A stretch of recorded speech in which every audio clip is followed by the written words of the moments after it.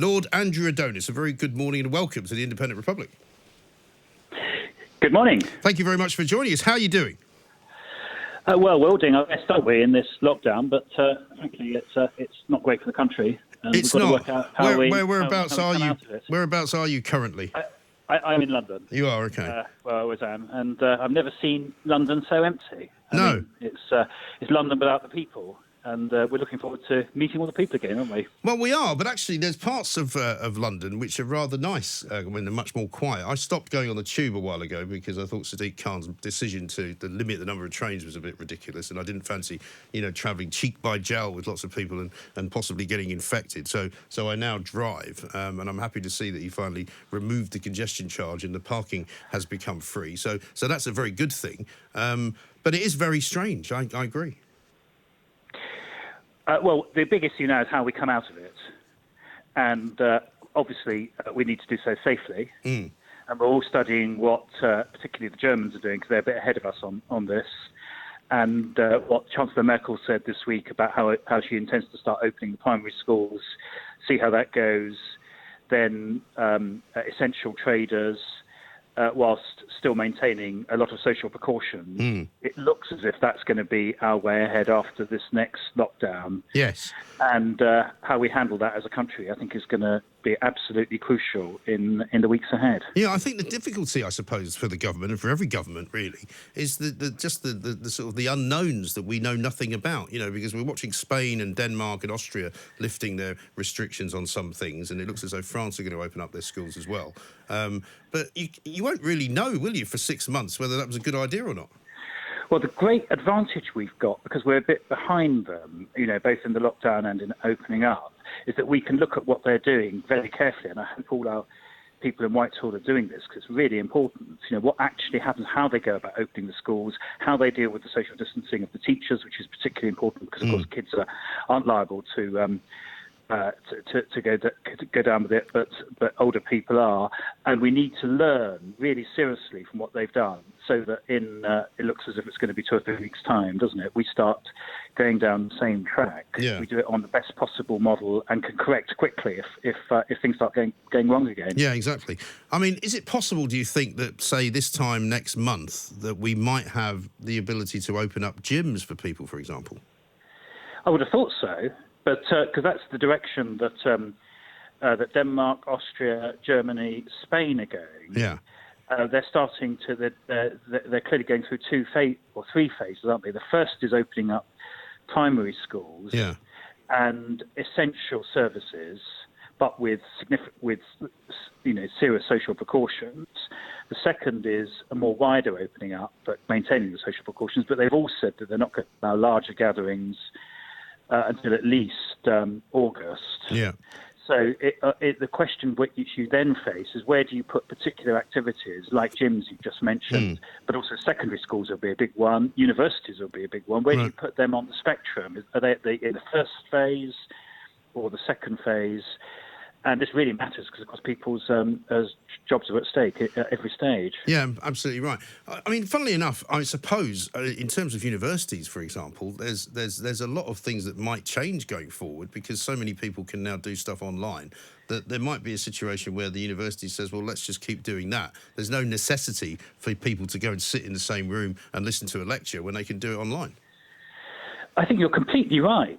The lecture as a form of education is clearly outmoded in terms of people turning up in a room to watch somebody delivering something they could just as easily watch online. However, what I'm struck by talking to students is that the tutorial, actual interaction with a teacher and with their fellow students, that is really important. But there's no reason why what you couldn't do after this is stop all this big investment that's being put into endlessly repeating lectures, put them online, but have a more intense experience for the students in terms of actual engagement with a teacher. In my experience, students would like that, and it could be at long last this crisis enables us to move in that direction. But the big early decision is, when can students go back to uni, and in particular on the spectrum we're talking about. Might it be possible for them to get, say, a month of the next term, from say May to June, going back to uni, or is the whole of the next term a write-off? My view of the situation is I think we should be very cautious about writing off the whole of next term, because we're currently in April. to say to young people, look, we're not doing any get-together education for another 6 months. Yes. That's quite a big thing. Well, I think so. And I think also, I mean, I've got two young teenage boys, and they miss the social interaction. There's no question about that. And it's a much harder experience, I think, in a way for them than it is for people like you and I. I completely agree. And that's why I think this issue about getting the primary schools back first and then seeing whether maybe at half term it's possible in some form to get the secondary schools back. Those are really important issues. And those are ones where we should be looking at what our European friends are doing, because they're starting to wrestle with these same issues. And it's very important not to see it as an all or nothing.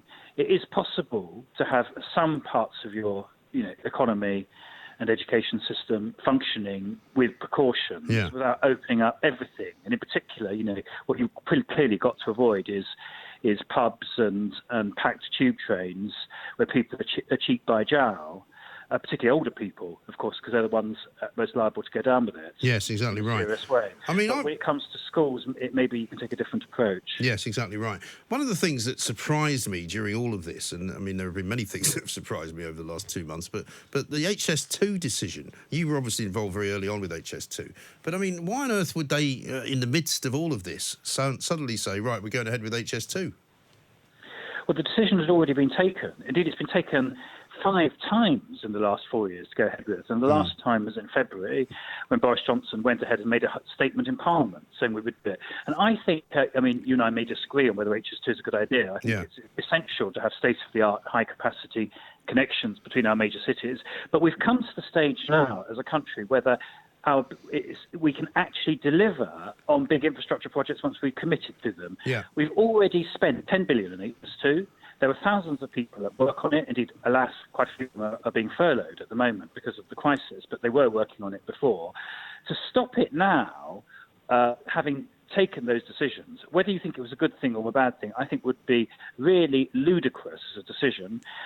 And having decided to go ahead with it, proceeding with all deliberate speed now makes a lot of sense, because the big problem it's quite clear we're going to face after this crisis is mass unemployment. It looks as if unemployment has already risen by 2 million. We don't know how many of those people will get back to work after the crisis, but it looks as if, particularly if it goes on for another few months, we could face a really serious unemployment. Yeah, but isn't that why? And having people on big construction projects like this, which can get back immediately, I think is going to be a very worthwhile thing to be doing. Well, possibly, but I mean, first of all, I'd take issue with state of the art, because it won't be state of the art by the time it's finished. Because by the time it's finished, we might be flying around in drones. I would expect that I will not be alive by the time that HS2 is actually finished. And in terms you undersell yourself. Healthcare will keep you going. It'll keep you going for a good 20 years longer. Maybe be open in less than 10 years. Yeah. I think we'll probably be there. We'll get you on the first train. Well, thank you. But the other logic of it's like going into a grocery shop and going into Waitrose and saying, well, I'm going to spend £10 on some groceries and I'm going to take them home and cook them. Actually, why not? While I'm here, why don't I just spend 150 quid instead and take a load more stuff home? The logic is faulty, isn't it? No, because we need this. It would be faulty if we didn't need it. But we don't need it, though. We do need HS2. We have a massive shortage of transport capacity between our major cities, and this serves the 4 biggest cities in the country: London, Birmingham, Manchester, Leeds. They are the absolute backbone of our national economy. That's the reason why every time we've looked at HS2, of course, nobody wants to spend 80 to 100 billion, as we've really got to. We've always come to the conclusion that we need a new railway line to connect those great cities and conurbations in the same way as virtually every other major country in the world has invested in new high-speed lines between their major cities. We're at the back of, we're well behind the curve in doing this. And that's true. Yeah, but hang on. We've also modernizing the existing railways. But we've also now just come through a period of months whereby people haven't travelled by train at all, because they're working from home. And I think that will have a resounding effect, generally speaking, going forward in the economy. Because companies will say, well, why do we have to pay people to come to work? Why do we have to have offices? Why do we need to give people money for train travel expenses when they actually don't need to use the train? Well, I don't think many people are going to look back at this experience and say it's a model. I think they will. I think you're wrong about that, because I know, I can tell you from experience in this media organisation in which I work, there's a lot of people having conversations about whether or not you need to have a big building in the centre of London, which has got multiple floors, when you could actually have a much smaller operation and have people working as satellites from home. Well, that's not to say that there won't be scope for some more home working. I think that will happen. But I think to extrapolate from what's happened now, that people aren't going to want to get together and do business and meetings and do education and all those things together, I don't think is correct. I think what okay. But what I would say though is that if against this whole coronavirus experience, to continue it. No, of course. But what I'm saying is that one of the arguments for why we need HS2 is because we don't have enough capacity on the trains. I don't think we'll need any more capacity on the trains because they will be less full. Well, I very much doubt that, is the answer. And the problem, if you work on that assumption, is if you say, OK, we'll put it all on hold for 10 years and see, you've really handcuffed your economy if at that stage you discover that it was a mistake. And the likelihood is it will be a mistake, because we've had all this new technology now for 30 years. And what's happened, and it's my view this will be the pattern of the future, is as people use new technology more, which is a good thing, and it does enable more flexible working and so on, the desire to travel and to get together, both for business and for social purposes and for education and so on, that also increases, which is the reason why we've both had broadband taking off and we've had the biggest increase in rail travel over the last 20 years that we've seen since the Victorians. So I think at the moment it's a case of and, not or, that we will both do a lot more teleworking, home working and all that, and we'll do more congregating together. We're not going to be trading off between them. OK. One final question, Lord Adonis. I presume you're not that happy that they haven't decided to extend the time at which we leave the European Union? Well, that decision I don't think that's yet been taken, because what they're saying at the moment is that they want these negotiations, which are taking place across, they're taking place by video conferencing. They want those to continue.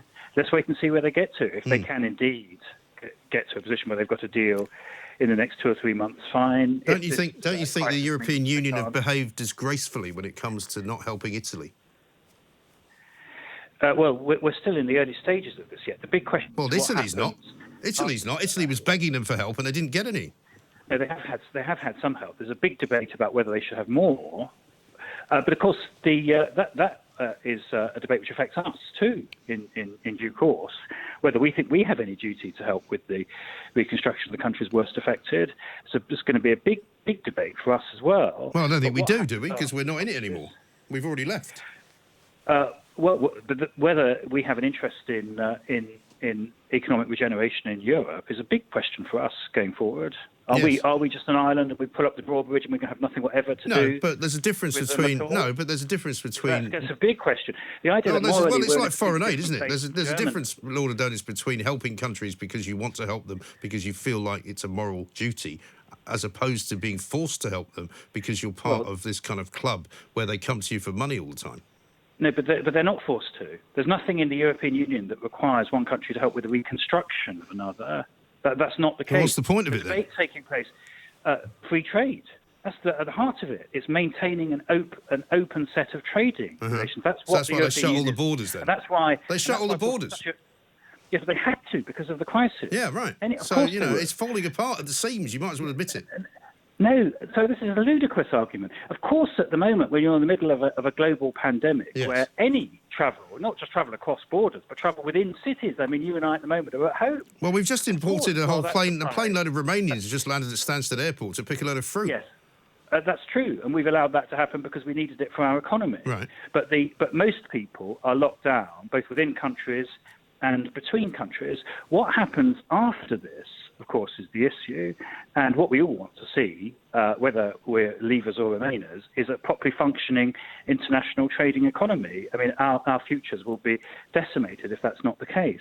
And we have a huge interest in that happening, and I hope we're going to be constructive and not negative in our approach. Yes, I'm sure we will be constructive as ever. Lord Adonis, thank you for talking to us about a great many things, including, of course, HS2, which many of you are agreeing with me on, that it's going to be basically out of date by the time it's ready to go.